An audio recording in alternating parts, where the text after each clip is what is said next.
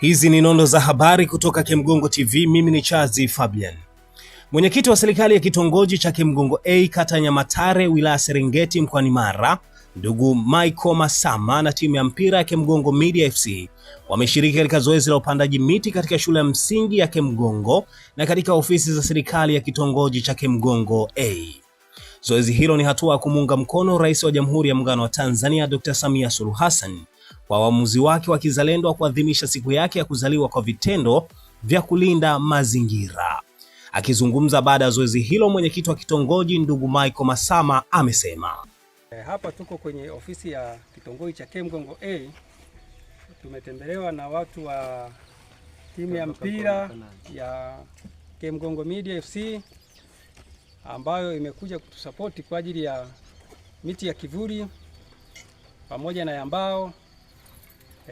Nawapongeza sana watu wa Kemgongo FC kwa ajili ya hili zoezi. Hili zoezi ni zuri sana.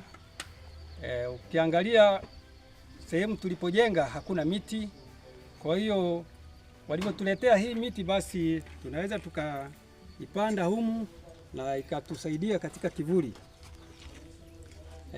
Na si kivuli tu, bali hata kubadilisha mazingira.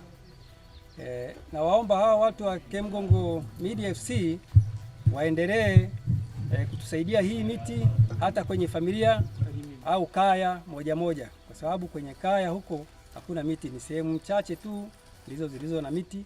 Ukiangalia hata wakati wa misiba watu wanakusanyika au mikusanyiko ya aina yoyote kwenye familia, unakuta hawana kivuli cha kutosha cha kuweza kukaa.